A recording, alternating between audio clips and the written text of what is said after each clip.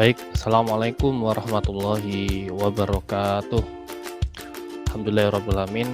Kembali bertemu di Camp Istrai, di channel pembelajaran kimia yang insya Allah di kesempatan kali ini kita akan membahas tentang hidrolisis garam. Terkhusus untuk konsep apa itu hidrolisis garam.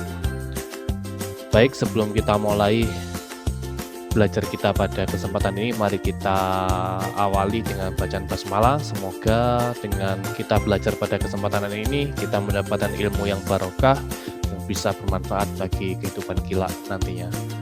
Bismillahirrahmanirrahim. Baik anak-anak, kita akan masuk di apa definisi sendiri daripada hidrolisis ya. Jadi dalam suatu larutan terkhusus dengan kita sebutkan dalam topik kita pada pembahasan kali ini adalah hidrolisis garam. Di situ terdapat dua termin kata, ada hidrolisis, ada garam. Sehingga di sini dimaksudkan yang pertama adalah sifat larutan garam dapat dijelaskan melalui konsep daripada hidrolisis. Yang mana hidrolisis berasal dari kata hydro yang berarti air dan lisis yang berarti penguraian. Jadi secara harfiah makna dari kata hidrolisis adalah penguraian melalui air. Menurut konsep hidrolisis, komponen garam termasuk kation atau anion penyusunnya berasal dari asam lemah dan basa lemah. Saya ulangi bahwa komponen garam yang terdiri dari kation atau anion, kita tahu bahwa kation itu bermuatan positif, anion adalah bermuatan negatif, berasal dari asam lemah atau basa lemah. Kita sudah belajar kemarin tentang sifat dari asam dan basa. Ketika asam dan lemah itu bereaksi dengan air, maka terjadi proses hidrolisis. Ketika yang terhidrolisis adalah kation, maka yang dihasilkan adalah ion H3O+. Sedangkan yang terhidrolisis adalah anion, maka yang dihasilkan adalah ion hidroksida atau ion OH-. Timbul pertanyaan, kenapa kok yang dihasilkan adalah ion H3O+, dan kenapa kok yang dihasilkan adalah ion OH- ketika anion dan kation? Kita akan bahas satu persatu di materi kita di konsep hidrolisis. Untuk itu, mari kita simak video pembelajaran berikut ini. Yang pertama, saya akan menjelaskan jika garam itu terbuat dari asam kuat dan basa kuat. Ya. Sekali lagi kita sudah belajar kemarin makna atau pengertian dari asam kuat dan basa kuat dan bagaimana atau apa saja larutan asam dan basa yang termasuk dari asam kuat dan basa kuat. Secara garis besar, garam yang berasal dari asam kuat dan basa kuat itu tidak mengalami hidrolisis. Kenapa? Nah, ini kita jelaskan melalui contoh. Di situ saya sebutkan bahwa ada suatu larutan garam, natrium klorida, yang sering kita temui dalam kehidupan kita sehari-hari, terdiri dari kation Na+, jadi ada ion natrium bermuatan positif, dan anion Cl-, ada ion klor bermuatan negatif. Kemudian di situ saya tuliskan bahwa ketika NaCl mengalami reaksi ionisasi maka terbentuk Na+ plus Cl-. Nah, ada reaksi hidrolisis di antara kedua ion tersebut. Ketika Na+ kemudian direaksikan atau dipecah dalam air, maka dia tidak terjadi reaksi hidrolisis. Kemudian ada ion Cl- bereaksi dengan air, dia juga tidak terjadi hidrolisis. Dan ini sudah terjelaskan di slide sebelumnya bahwa yang dapat mengalami hidrolisis adalah ion-ion yang berasal dari asam atau basa yang bersifat lemah, baik itu asam lemah atau basa lemah. Karena dia tidak mengalami hidrolisis, maka pH yang terbentuk dari larutan garam itu adalah pH netral atau pH-nya nilai sama dengan 7. Itu jika garam tersusun dari asam kuat dan basa kuat. Pertanyaannya, bagaimana dengan garam yang tersusun dari asam dan basa yang lainnya? Maka kita akan perjelas satu persatu di kesempatan kali ini. Baik, yang kedua. Yang kedua adalah garam dari asam kuat dan basa lemah. Di sini saya coba headline, garam yang terbentuk dari asam lemah dan basa kuat itu akan mengalami hidrolisis parsial. Ya, mohon maaf, harusnya judulnya asam lemah ketemu dengan basa kuat ya. Di sini saya contohkan ada natrium asetat, ada NaCH3COO. Ketika kemudian kita ionisasikan, terbentuk ion natrium Na+, dan ion asetat CH3COO-.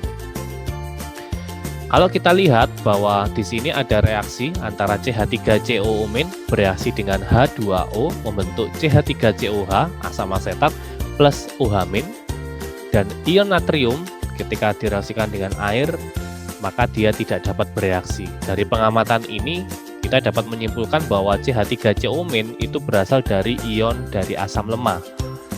Dan kita amati di sini dari reaksi CH3COO- plus H2O menjadi CH3COH plus OH-. Terbentuk ion OH- di sini. Sehingga kita tahu bahwa ion OH- itu adalah ion yang mengidentifikasi bahwa larutan ini bersifat basa. Karena bersifat basa, maka pH dari garam yang terbentuk dari asam lemah dan basa kuat ini pastinya akan bernilai lebih dari 7 atau pH basa. Selanjutnya, ketika garam itu berasal dari asam kuat dan basa lemah. Contohnya apa? Contohnya di sini adalah NH4Cl.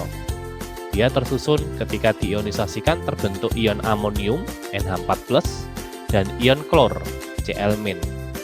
Kalau kita amati ketika direaksikan dengan air, NH4+ plus H2O menjadi NH3 plus H3O+. Sedangkan ion Cl- ketika reaksikan dengan air, maka dia tidak dapat bereaksi.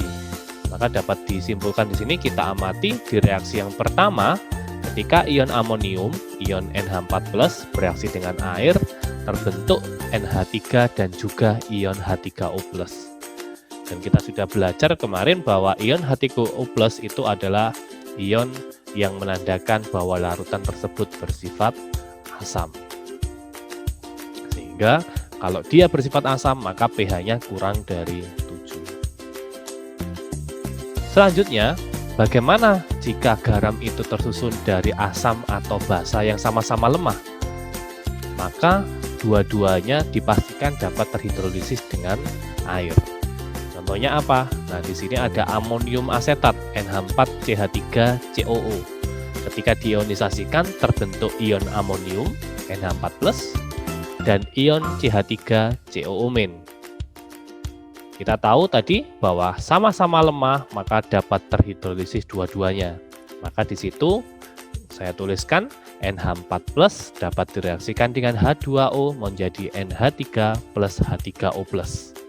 Sedangkan CH3COO- sebagai ion negatifnya juga bereaksi dengan air membentuk CH3COH plus OH-. Dan bisa kita amati di sini terbentuk ion H3O+ dan OH-. Lantas bagaimana dengan sifatnya? Sifatnya akan bergantung pada nilai Ka dan Kb asam dan basa yang terbentuk. Di sini kita tahu bahwa nilai Ka asam asetat, nilai KaCH3COOH itu nilainya sama dengan 1 dikali 10⁻⁵.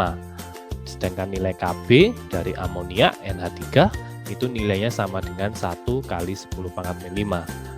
Dan kita amati di sini nilai Ka dan Kb-nya itu nilainya sama besar. Karena nilainya sama besar, maka larutan ini bersifat netral. Pertanyaan kemudian, bagaimana dengan nilai yang tidak sama?